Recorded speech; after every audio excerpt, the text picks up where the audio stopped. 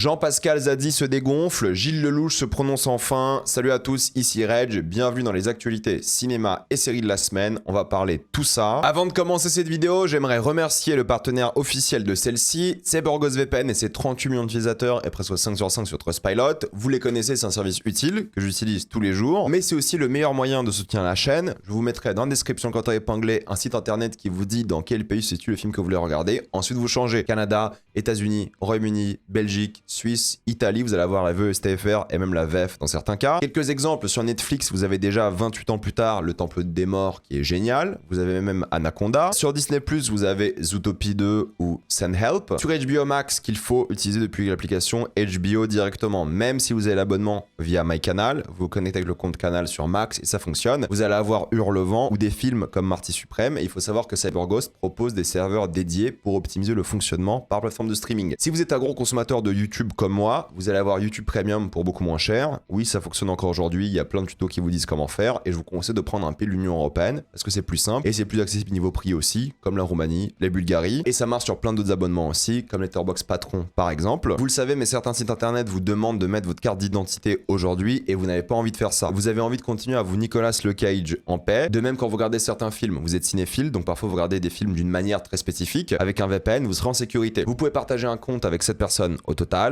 C'est disponible sur tous vos appareils préférés et c'est super simple d'utilisation. Vraiment, tout le monde peut le faire en quelques clics. C'est basique. Vous pouvez essayer par vous-même quand vous êtes satisfait ou remboursé sous 45 jours. Vous avez une assistance technique en français 24h/7. Utilisez le lien dans la description quand épinglé afin de vous abonner à CyberGhost VPN et bénéficier de 83% de réduction plus 4 mois gratuits.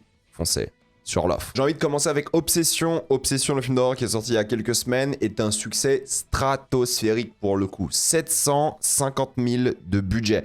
C'est même pas 1 million. C'est rien du tout. C'est pour vous dire à peu près le budget moyen d'un premier film français. C'est entre 300 et 1 million. Là, c'est 750 000. C'est rien du tout pour les États-Unis. Ça a coûté que dalle, même pas 1 million, c'est une folie. Et le film est déjà à 80 millions au box-office international. Il a déjà fait x100. Donc c'est l'un des films les plus rentables de l'histoire du cinéma. C'est un youtubeur de 25 ans qui a fait ce film, tout de même. Donc rendez-vous compte du succès planétaire. Et le bouche à oreille, quand je vous dis qu'il est énormissime, il est énormissime. C'est une augmentation de 30% aux États-Unis d'une semaine à une autre. Un bon bouche à oreille, c'est quand il y a une chute de 30-40% pour un film. Un excellent bouche à oreille, c'est quand il n'y a pas de chute. Voilà, Sinners, je vois qu'il y avait une chute de 4%. C'était considéré comme un excellent bouche à oreille. Là, il y a une augmentation de 30%. Donc le bouche à oreille est mais vraiment gigantesque. L'un des plus gros succès de l'histoire du cinéma en termes de rentabilité, x100 son budget. Et ça va augmenter, il va peut-être taper les 100 millions au box-office. Je considère que le succès est mérité. C'est un film qui est intelligent, qui est horrifique, qui est profond, qui a des thématiques sérieuses. J'en ai fait la critique évidemment il y a quelques semaines. C'est fou à quel point le film coûte pas cher. Il a été tourné en moins d'1 mois par un mec de 25 ans, pour rappel. Donc c'est un succès de malade mental et c'est mérité.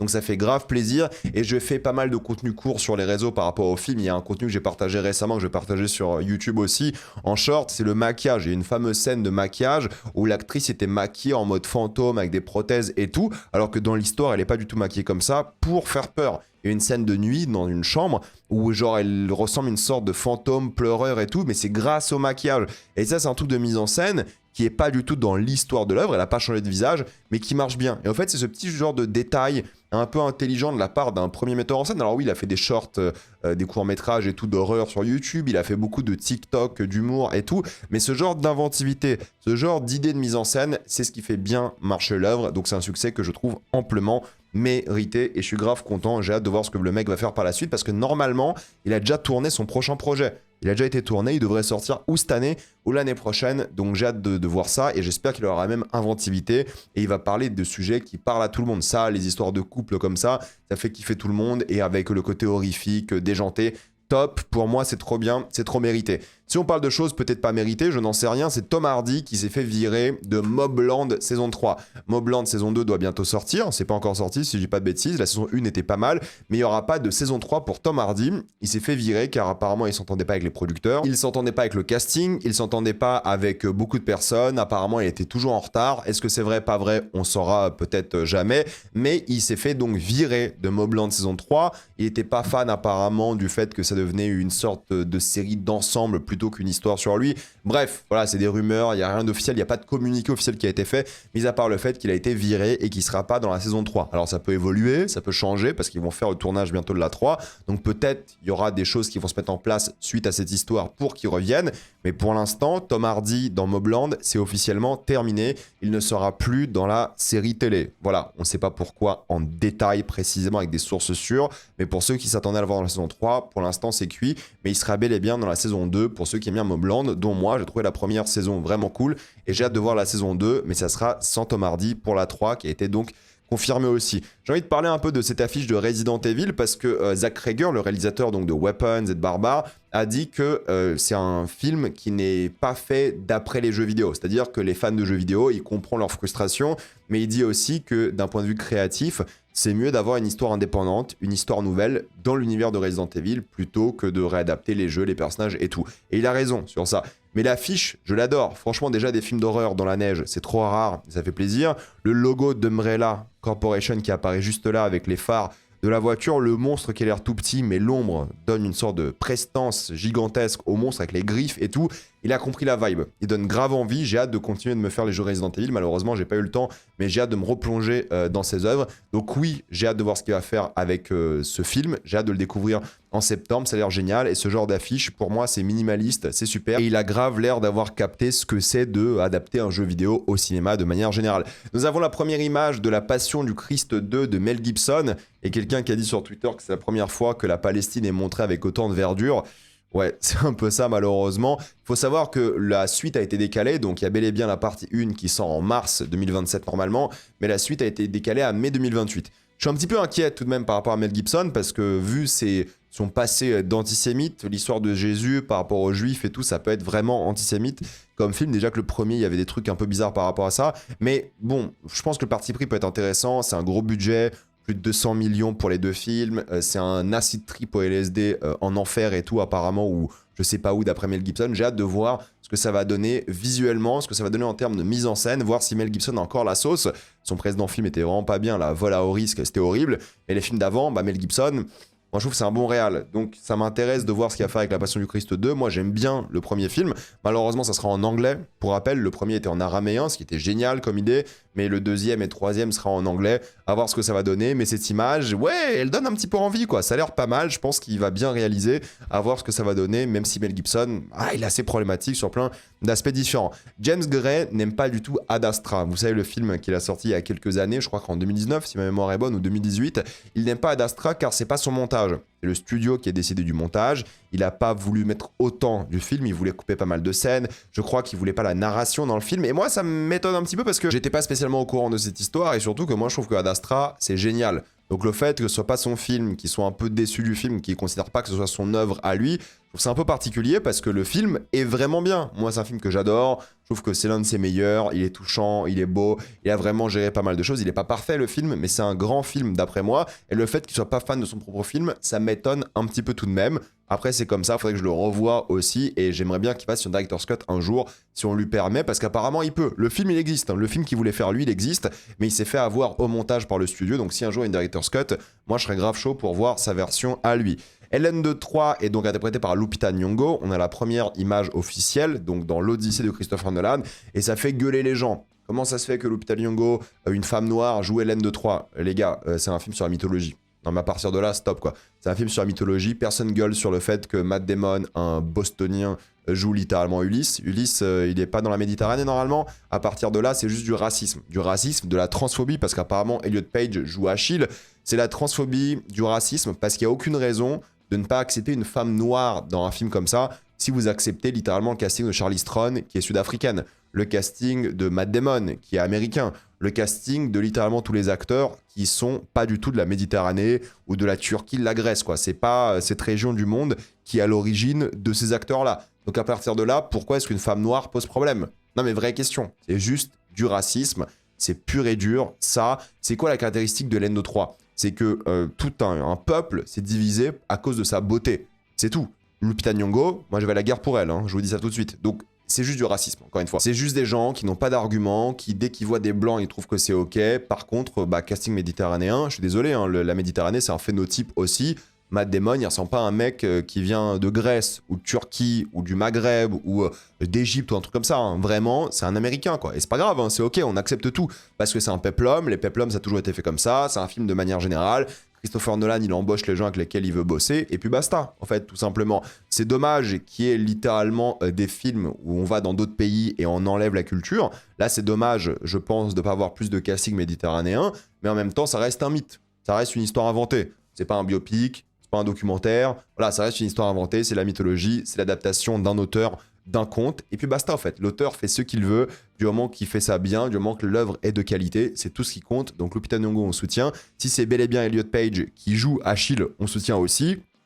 Parce que ça dérange juste les débiles, en fait, tout simplement. Les débiles, les racistes, les transphobes. Pourquoi est-ce que Elliot Page ne pourrait pas jouer Achille? Achille, quand même, qui était bisexuel. Achille, quand même, qui se déguisait en femme. Bref, il y a plein d'histoires par rapport à ça. Moi, je trouve que c'est des castings intéressants. Et la seule chose qui compte, c'est le jeu d'acteur. Si le jeu d'acteur est bon, c'est tout. C'est plié. Le reste n'a pas du tout d'importance. Donc, franchement, il faut soutenir Lupita Nyong'o face au racisme, il faut soutenir Elliot Page face à la transphobie, et tous les gens qui gueulent par rapport à ça sont des débiles, racistes, transphobes, et ça s'arrête là. Il n'y a même pas de débat possible par rapport à ça. Par contre, il y a débat sur Jean-Pascal Zadi qui avait signé la pétition contre Bolloré, le fameux AP Bolloré, et apparemment, d'après les rumeurs, d'après ce qui est partagé sur les réseaux et dans les journaux, il aurait dit j'avais mal lu et il s'est retiré. Évidemment, après les menaces de Canal+ de mettre tout le monde sur une liste noire, Jean-Pascal Zadi se serait retiré. Alors attention avec cette actualité tout de même, parce qu'il y a quelques sources, lui qui fait un commentaire Instagram, des gens voilà, qui ont entendu dire et tout, et lui qui s'est retiré, et les gens qui acceptent, et lui qui en parle pas, ce genre de choses. S'il en parle et qu'il assume avoir signé la pétition et puis basta, tant mieux. Mais le fait d'avoir mal lu, apparemment, cette excuse un peu à la con, ça ne passe pas. Malheureusement, ça ne passe pas, et c'est juste pas sérieux, tout simplement. Je peux comprendre, encore une fois, les acteurs et tout, qui se sentent oppressés par un système et qui sont contraints de bosser avec Canal parce que, voilà, ils n'ont pas le choix, ils veulent faire des films et tout, et c'est le financeur numéro 1. Mais le problème, il est où? Le problème, il est que c'est ça que Canal veut. C'est des gens qui font marche arrière, c'est des gens qui ont peur, qui sont intimidés. Et le fait que Jean-Pascal Zadi fasse ça, si c'est vrai, c'est décevant. C'est triste, et je comprends un peu derrière, parce que c'est quand même leur vie à ces gens-là aussi, mais c'est déprimant. Parce que justement, ça veut dire que ça marche. C'est-à-dire que Canal a raison de faire ça et on ne peut pas laisser gagner les fascistes. Il faut s'assumer, il faut que de plus en plus de personnes signent contre Bolloré, signent contre littéralement Canal+. Et le fait que des gens fassent marche arrière comme Jean-Pascal Zadi, c'est déprimant. On dirait son personnage dans En Place qui change d'avis comme ça l'arrange pour ses intérêts. Dommage, parce que moi j'aime bien en tant qu'acteur, je l'aime bien en tant que réal, en tant que scénariste. Mais là, si c'est vraiment retiré, si c'est vrai, c'est de la merde, ça me déçoit, et tous les gens qui vont se retirer vont me décevoir, j'aurai moins d'estime pour eux, ça c'est la vérité aussi, et je trouve que c'est juste jouer dans les mains des fascistes, et ça ce n'est pas normal. Il ne faut pas laisser Canal gagner dans cette histoire, d'ailleurs il faut que plus d'acteurs signent, surtout les plus connus, pour faire pression sur Canal, qu'ils enlèvent cette liste noire à la con. Donc j'espère que c'est pas vrai, j'espère que c'est juste l'extrême droite qui s'empare de ce sujet et mente, j'espère que c'est la désinformation, et j'espère que Jean-Pascal Zadi est solide. Sinon, moi à titre personnel, je serais extrêmement déçu de lui. Je sais qu'il s'en fout, j'en ai rien à foutre qu'il s'en fout d'ailleurs, mais je vous le dis, moi je serais déçu de manière générale. Il ne faut pas laisser gagner ces fascistes à un an des élections, bordel. En parlant de fascistes, Gilles Lellouche, alors non, lui n'est pas un fasciste, mais il s'est enfin prononcé. Il a fait un post, une story Instagram hier, en disant qu'il n'allait jamais voter pour la haine et qu'il n'allait jamais partager leurs idées. Alors, encore une fois, c'est un peu le dialogue, les deux extrêmes. Mais bon, je vais vous dire un truc. Moi, à un an des élections, je prends tous les gens qui s'opposent au RN. Même s'ils s'opposent à Mélenchon, même s'ils vont faire campagne contre Mélenchon, je prends les gens qui s'opposent au RN. Parce que le combat, il est où? Le combat, il est au deuxième tour. Alors, ce serait bien que Mélenchon arrive au deuxième tour déjà, hein, c'est évident. Mais il faut que les gens, les acteurs, les artistes, les influenceurs se prononcent au premier tour, évidemment, mais surtout au deuxième tour. Parce que s'il y a un combat Bardella-Mélenchon, il faut que les artistes disent non au RN. Qui disent voter Mélenchon ou pas, on verra, mais il faut qu'ils disent non au RN. Et le combat commence aujourd'hui. Dès maintenant, il faut que les artistes disent non au RN. Et le silence est littéralement de la collaboration aujourd'hui. Quant à le fascisme aux portes de la France, être silencieux, ne pas être clair. Marine Le Pen a repris ses propos. Hein. Marine Le Pen a félicité Gilles Lellouche. Donc juste que des acteurs comme Gilles Lellouche ou autres disent non au RN, même s'ils disent non aux deux extrêmes, honnêtement je m'en fous, parce que moi je ne considère pas que Mélenchon c'est un extrême, mais par contre l'extrême droite, c'est l'extrême droite. C'est évidemment Bardella, Marine Le Pen. Donc ils disent littéralement non au RN, c'est déjà pas mal. Il faut encourager les gens à dire non au RN. Après que lui en privé, il vote Glucksmann, Édouard Philippe, Attal, je m'en fous, ou même Mélenchon, je m'en fous en réalité. Mais il faut que les artistes se prononcent contre le RN. Car la menace existentielle, elle est là. C'est le Rassemblement National. Donc merci à Gilles Lelouch de s'être prononcé. Alors oui, peut-être parce qu'il a pris une sauce, mais s'il faut mettre des gens dans la sauce pour qu'ils se prononcent contre le RN, on va le faire tout simplement. Parce que c'est important qu'ils se prononcent. Alors surtout lui qui joue Jean Moulin. Donc à partir de là, il fallait vraiment se prononcer. Même si c'est tiède, même si c'est un message que je considère un peu à la con, il faut aussi, non pas forcément féliciter, mais mettre en avant leur message parce que ça joue. Parce que c'est important ce genre de message. Non au RN. Après, s'il veut voter autre chose, je m'en fous. Mais c'est important aujourd'hui que les artistes soient au moins engagés contre le RN. Contre le RN dès le premier tour. Et s'il y a un duel Mélenchon-Bardella au deuxième, contre le RN au deuxième. Même s'ils disent pas de voter Mélenchon, je m'en fous. Il faut les féliciter, plus ou moins, ou les encourager à prendre position contre le RN. Car la seule alternative au RN aujourd'hui, c'est la France Insoumise. Et c'est important qu'ils prennent position dès maintenant. Et s'il faut les faire chier sur les réseaux, non pas les harceler encore une fois, mais leur dire ça tu dis de la merde, ça tu fais le jeu du RN, ça a été repris par Marine Le Pen et tu déconnes, il faut leur dire. Il faut leur dire parce qu'attention, il ne faut pas jouer le jeu du RN. S'ils veulent jouer, moi je suis simple, hein, vous pensez que je suis un gauchiste, extrême gauchiste ou quoi, mais moi si quelqu'un veut voter dans voilà, les valeurs de la République, dans ce cadre républicain, que ce soit Édouard Philippe, ou même je sais pas Xavier Bertrand, ou Mélenchon ou Glucksmann, ça me dérange pas. Voilà, c'est la démocratie, je suis peut-être pas d'accord, mais moi, le vrai combat aujourd'hui, c'est la lutte contre le Rassemblement National. Et je prends tout. Je suis désolé, hein, peut-être c'est pas assez radical pour certains, mais je prends tout à ce stade. Je prends tout soutien contre le RN, je prends toute personne qui s'y oppose, parce que c'est le combat existentiel. Après, on débat sur qui voter, si vous voulez, et tout, mais aujourd'hui, la menace, elle est là, elle est grave, elle est sérieuse, et il faut s'opposer au Rassemblement National. Donc, je vais toujours mettre en avant les gens qui disent de la merde par rapport au RN et qui font le jeu du RN, et je vais les féliciter quand ils font un peu marche arrière et disent « Ah pardon, je voulais pas dire ça, je vais jamais voter pour le RN ». Il a pas dit RN, hein. C'est un message de merde, hein, Gilles Lelouch, hein. Soyons d'accord, c'est un message tiède à la con. Mais c'est déjà ça. Et je prends déjà ça aujourd'hui. Parce qu'aujourd'hui, il faut des gens qui font du déjà ça. C'est pas grand-chose, hein, mais c'est déjà pas mal. Donc honnêtement, je prends. Voilà, c'est tout ce que je voulais dire par rapport à ça. Et je prends plus de gens qui se prononcent un petit peu au moins. Pour parler un petit peu des Palmes d'Or et d'autres récompenses du Festival de Cannes, c'est Fjord qui a gagné la Palme d'Or. Christian Mungiu rejoint littéralement la liste de 10 réalisateurs qui ont gagné 2 Palmes d'Or de l'histoire. Aucun n'en a gagné 3, pour ceux que ça intéresse. Et Fjord, c'était mon film préféré à Cannes. Pour moi, c'est un chef-d'œuvre, c'est un super film. Il va faire parler de lui, il va diviser, parce que moralement, c'est un film qui est hyper intéressant. C'est vraiment un film fondamentalement politique, mais en même temps, je trouve qu'il est super bien mis en scène.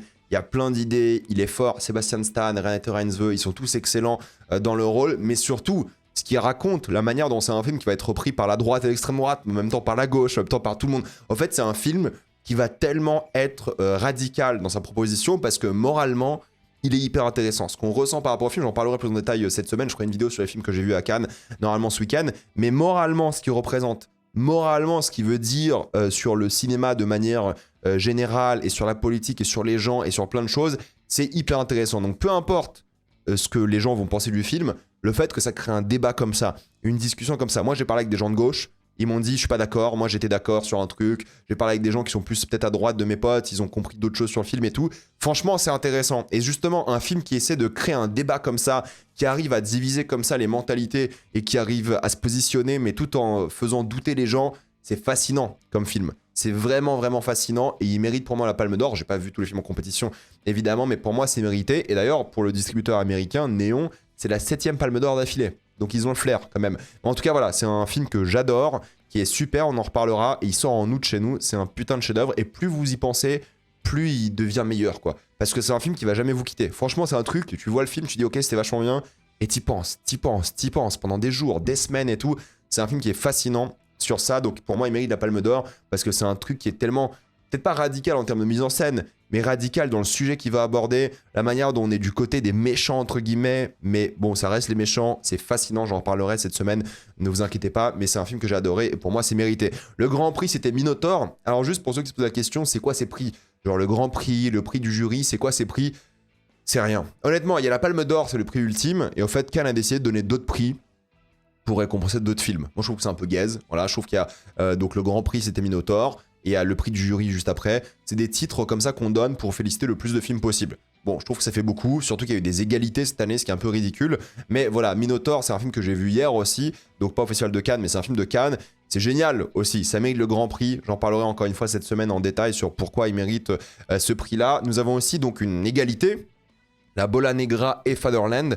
Pour meilleure réalisation, c'était hyper mal géré. En fait, il n'y avait pas le prix comme il fallait. Palikovski était déçu d'avoir fait l'égalité. Pareil, je veux dire, ok, mise en scène, tu veux le donner à deux réals, Fatherland et Bola Negra, d'accord. Mais choisis, il y a un moment une égalité. En fait, c'est pas comme les Oscars ou les Césars où il y a des votes et il peut y avoir des égalités dans des cas très rares. Là, c'est genre 10 membres du jury ou 12, je sais plus ils sont combien, qui décident. Et vu qu'ils n'arrivent pas à choisir parfois, bah ils divisent, ils font égalité. Mais parfois, c'est mal géré et je pense qu'il faut assumer. Fatherland, pour moi, c'est une déception. J'en parlerai plus en détail là, pareil, ce week-end. Mais voilà, Bola Negra, apparemment, c'est très très bien. Ça va marquer, il y a eu 20 minutes de standing ovation. C'est un film qui a vraiment plu. Donc voilà, meilleure réalisation. C'est bizarre la manière dont ils ont géré ça, c'était mal organisé. L'égalité, je la trouve un peu maladroite aussi. Mais en tout cas, ça existe, c'est comme ça. Et les deux ont gagné la meilleure réal. L'Aventure rêvée a gagné le prix du jury. Hein, ça fait partie de ces prix qu'on donne comme ça. Voilà, on veut récompenser un film, on donne un prix supplémentaire. Je trouve que c'est pas le prix le plus intéressant à donner, mais c'est comme ça. C'est Cannes. Pour le coup, ce film, je l'ai pas vu. Je n'en sais rien. Je sais pas ce que ça donne. Virginie Efira et Tao Okamoto ont gagné donc la récompense des meilleures actrices pour Soudain, le film de Hamaguchi. Tao Okamoto, bah voilà, moi je crois pas, j'avais vu de film avec elle. Virginie Efira forcément, mais j'ai pas vu Soudain. Et j'ai hâte de voir Soudain quand il sort, je crois, si je dis pas de bêtises, en août aussi. Emmanuel Macchia et Valentin Campagne ont gagné meilleur acteur pour Coward. J'ai pas non plus vu le film, mais j'ai hâte de le découvrir quand ce sera possible, évidemment. Et Notre Salut a gagné meilleur scénario. Et Notre Salut, c'est très bien, pour le coup. C'est un super film, il mérite d'être vu. Et meilleur scénario, je comprends, c'est largement mérité. Ensuite, nous avons la bande-annonce, rien à voir, hein, mais de Vote Rising, le spin-off de The Boys. Je suis pas méga fan de la bande-annonce, ça a pas l'air nul, ça a pas l'air mauvais. Ça n'a pas l'air catastrophique, mais en tout cas, c'est l'effet spin-off. Est-ce que j'ai envie d'un spin-off après que la série soit conclue? Genre, mis à part Better Call Saul, quel spin-off post-série a fonctionné? Surtout que la saison 5 a déçu, évidemment, de The Boys. Je comprends les gens qui ont envie de voir ce spin-off. Moi, je vais tenter, je vais regarder. J'espère que ça sera bien. Peut-être qu'il y aura le délire Seconde Guerre mondiale, nazi et tout, qui va être intéressant. Mais pour l'instant, de la bande-annonce, c'est pas ce qui me donne le plus envie. Mais ça sortira donc l'année prochaine. À voir, je vais tester. D'ailleurs, Elon Musk est foudrage par rapport à littéralement son apparition dans The Boys. Il y a un mec qui le joue dedans, plus ou moins, et il est horrible, quoi. C'est un raciste, un suprémaciste, c'est un gros trou du cul, et il se fait tuer par Homelander dans l'épisode final. Il est énervé sur les réseaux, et tout le monde s'éclate par rapport à ça. Le showrunner et Krupke, les acteurs s'éclatent. Bah, Elon Musk, c'est un tocard, c'est un énorme fils de pute, c'est un énorme trou du cul, c'est un énorme crétin. Et c'est un raciste, c'est un nazi, de toute façon, il faut le dire. Donc le fait qu'il soit énervé par une interprétation de lui dans la série, moi, ça me régale. Et ils ont bien fait de l'humilier dans la série télé, parce que c'est un mec qu'il faut humilier, évidemment. Avatar, le dernier maître de l'air, saison 2, a partagé sa bande-annonce. Ça sort le 25 juin.